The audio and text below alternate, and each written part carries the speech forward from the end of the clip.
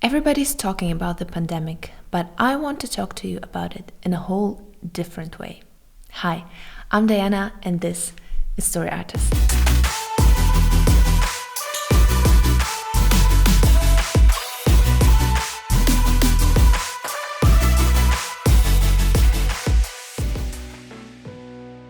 Ever since the COVID-19 pandemic started, my whole insides explode with emotions that were changing hourly, I think. Like, I was anxious, I was furious, I was excited, I was positive, I was sad and crying, and all of these emotions, they sent me into an emotional roller coaster.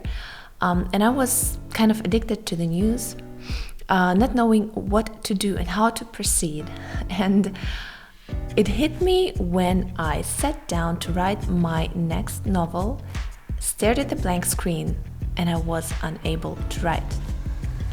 These emotions and this whole thing has driven me to writer's block. And I don't know how you're feeling, if you're a creative or a writer or whatever you're trying to do. I feel like in this time, it's more important than ever to create, but it's harder than ever because all of these emotions, all of these thoughts and anxieties are filling us and making us, they're paralyzing us actually. That's what I realized. I was paralyzed by this whole pandemic. And I decided that I don't want to continue this way. And I started to intentionally implement 3 steps in order to become a creative again, in order to become a writer again, and in order to get my normal emotional life back again. Despite that my surroundings were different, I wanted to create and I wanted to continue writing.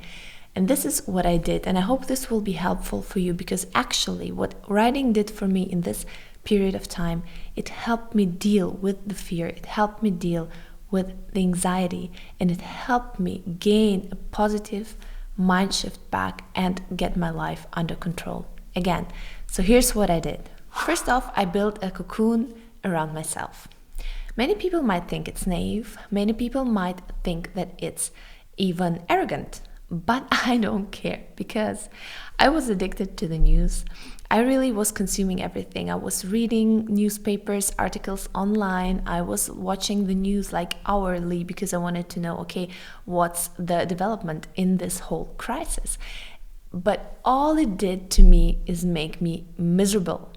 It made me anxious. And I normally don't watch the news as often because I feel like news are always there making us depressive. They're making us anxious. So I think it's important to stay informed, but I think it's important to stay informed on your own terms.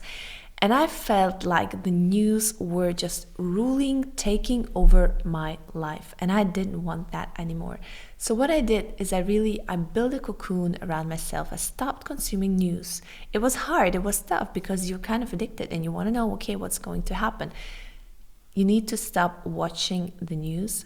And I also stopped talking to people that were panicky, that were anxious, that were miserable all the time because I felt like their outlook on this whole thing, it just infected me. And I only go grocery shopping as often as needed. So I try to get out into the grocery stores less because the people there and the way they're acting there is just, it's really disappointing. And the anxiety in their eyes, the panic, the way it manifests because they're starting to become aggressive and all of this stuff is just, it's pulling me down. It's pulling me down. So I decided I don't go grocery shopping unless it's really necessary, and I really cocooned myself, and I only consume the information that I think is good for me, that I think that gets me further, because there is nothing I can do about this news. It only makes me anxious, but it doesn't help me to get on with life and to make any progress at all. So I do read the Good News Network. It's amazing. It's so good. It's still informative, but it gives you the good news about the stuff, everything that the media tries to leave out. I try to talk to people that are positive about it. I try to listen to podcasts from empowered creatives, and I only consume the stuff that I think that is helpful for me to make progress, and everything else I block out. And this one step really helped me a lot to get away from this whole corona panic madness. Number 2, I channel my emotions and experiences into writing ideas. And this has really been a breakthrough for me, because what I started to do is take all of these emotions, all of these experiences and stuff that bothers me a lot, and write it down. I have a swipe file for ideas for next novels, short stories, and whatever. And I just started filling the swipe file with emotions, with experiences, with short scenes and dialogues that I have experienced in this outside world with people. And this really helped me. It helped me a lot, because having all of these emotions inside of you, not getting them out, is really, really, it destroys you from the inside. It eats you like acid. But getting them out is not helpful either, because you poison the other people around you with that. If you talk to people about the negative emotions you feel, the disappointment you have, the anger you have. So what I do instead, I write it down, and I try to transform it into writing ideas.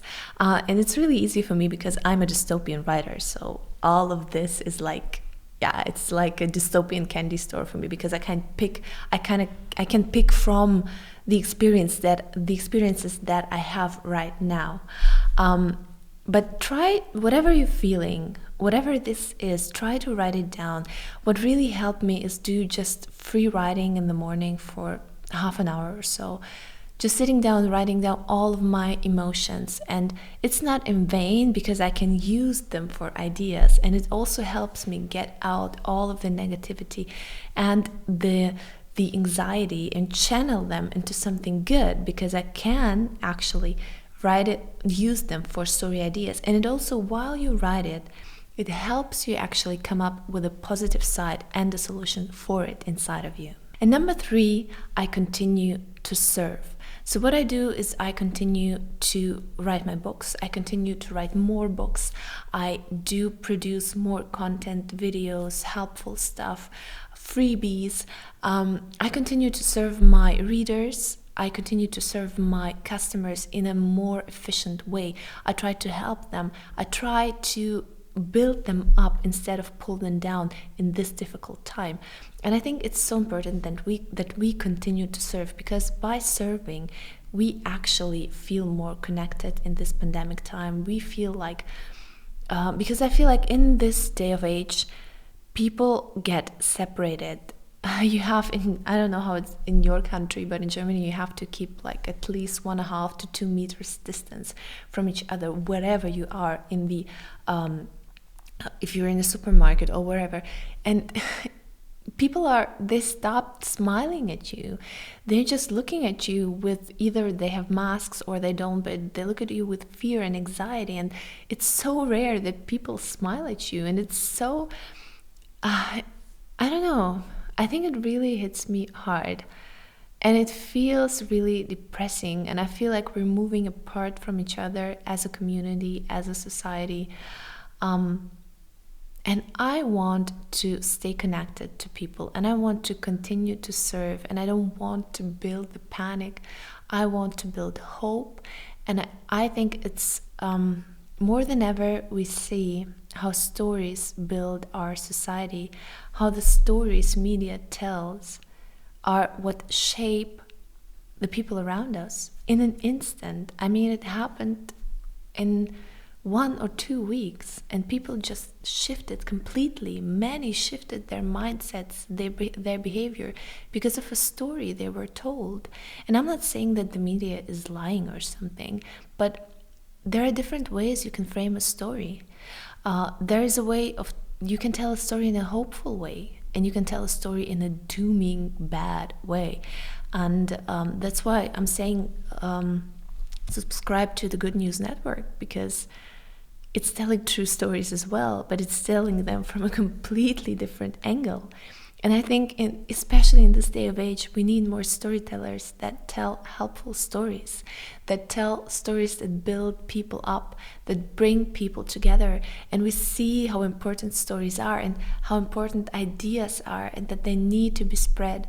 And as digital entrepreneurs and authors and storytellers, it's such a privilege to have at least some sphere of influence and try to push against this negativity in the media and tell another story, a more hopeful story. And I hope you're with me, and I just want to challenge you to tell more stories that are hopeful in this time, to tell more stories that serve other people and build them up rather than pull them down. And I think in this day of age, we see how important it is to become, or how good it is to be a digital entrepreneur, an author, because we still have the control over our businesses. We still can work, we still can produce, and we can sell, and we can influence people in many ways that others can't because they lost their jobs. And I think many will be thinking about moving their businesses and their lives online right now. And I'm not saying that this is bad, but I'm just saying try to serve online, really. And I think pushing online, telling good stories, and try to serve in your community as well. So what I'm trying to do is I'm just trying to help people around me. I'm trying to be joyful and friendly, even if I'm in the supermarket and someone yells at me and tells me to stay away. I'm just trying to be positive and joyful and spread hope and spread goodness rather than panic and doom. And I think it's important that we do that as well in our personal lives and in our online lives. We're all telling stories. Even if you're not an author, you're telling a story by what you're posting on YouTube, on Instagram, on Twitter, and so on.